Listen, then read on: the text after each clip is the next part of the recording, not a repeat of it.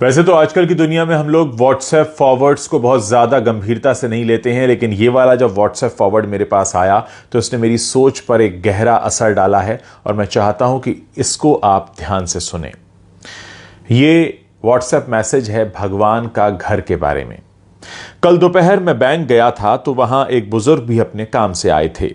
वहां वो कुछ ढूंढ रहे थे। मुझे लगा शायद उन्हें पेन चाहिए, इसलिए उनसे पूछा तो वो बोले, बीमारी के कारण मेरे हाथ कांप रहे हैं और मुझे पैसे निकालने की स्लिप भरनी है, उसके लिए मैं देख रहा हूं कि कोई मदद कर दे। मैंने बोला, आपको कोई आपत्ति ना हो तो मैं आपकी स्लिप भर देता हूं। उन्होंने मुझे स्लिप भरने की अनुमति दे दी। मैंने उनसे पूछकर स्लिप भी भर दी। रकम निकालकर उन्होंने मुझसे पैसे गिनने को कहा तो मैंने पैसे भी गिन दिए। हम दोनों एक साथ ही बैंक से बाहर आए तो बोले, सॉरी, तुम्हें थोड़ा कष्ट तो होगा परंतु मुझे रिक्शा करवा दो, इस भरी दोपहरी में रिक्शा मिलना बड़ा कष्टकारी होता है। मैंने बोला, मुझे भी उसी ओर जाना है, मैं आपको कार से घर छोड़ देता हूं।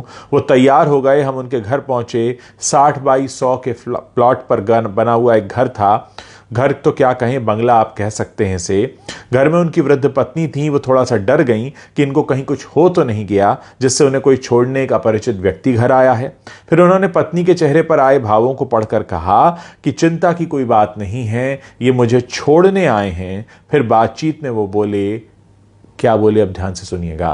फिर वो बातचीत में बोले, इस भगवान के घर में हम दोनों पति पत्नी ही रहते हैं, हमारे बच्चे तो विदेश में रहते हैं। मैंने जब उन्हें भगवान के घर के बारे में पूछा तो उन्होंने बताया कि हमारे परिवार में भगवान का घर कहने की पुरानी परंपरा है। इसके पीछे की भावना यह है कि यह घर भगवान का है और हम तो उस घर में रहते हैं, जबकि लोग कहते हैं कि घर हमारा है और भगवान हमारे घर में रहते हैं।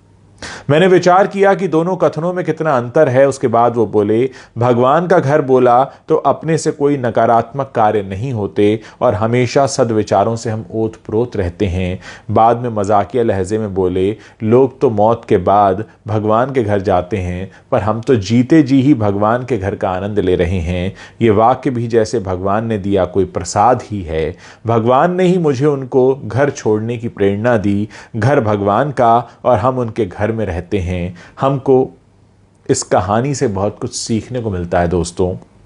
अगर हम इस पर अमल करना शुरू करेंगे तो हमारी आने वाली पीढ़ियों के विचार भी वैसे ही हो जाएंगे। अच्छे कार्य का प्रारंभ जब भी करो वो एक नई सुबह होती है। ज़रा सोचिए, अगर आप अपने घर को अभी से भगवान का घर कहने लगेंगे तो उसके अंदर से जितनी नेगेटिविटी है, जितनी नकारात्मकता है, वो खुद ही बाहर हो जाएगी और फिर हमें कुछ अपने अंदर ये सोचने की ज़रूरत नहीं है कि हम किस तरह से बिहेव करें अपने घर में। जब आपको पता होगा कि आप भगवान के घर में रह रहे हैं, भगवान का घर यानी मंदिर, और मंदिर में कैसे जाते हैं, सर झुका होता है, मन में कोई क्लेश नहीं होता, मन में कोई गलत भावना नहीं होती। और ऐसे ही अगर आप अपने घर में रहना शुरू कर दें तो यकीन मानिए कि पूरा जो संसार है वो स्वर्ग बन सकता है। इस मैसेज को आप फॉरवर्ड भी कर सकते हैं, बहुत से लोगों तक पहुंचा सकते हैं, ताकि बहुत से लोग आज से, अभी से, इसी वक्त से अपने घर को भगवान का घर मानने लगें और भगवान के घर में जितनी श्रद्धा से जाया जाता है, जितनी श्रद्धा से रहा जाता है, वैसे ही रहने लगें।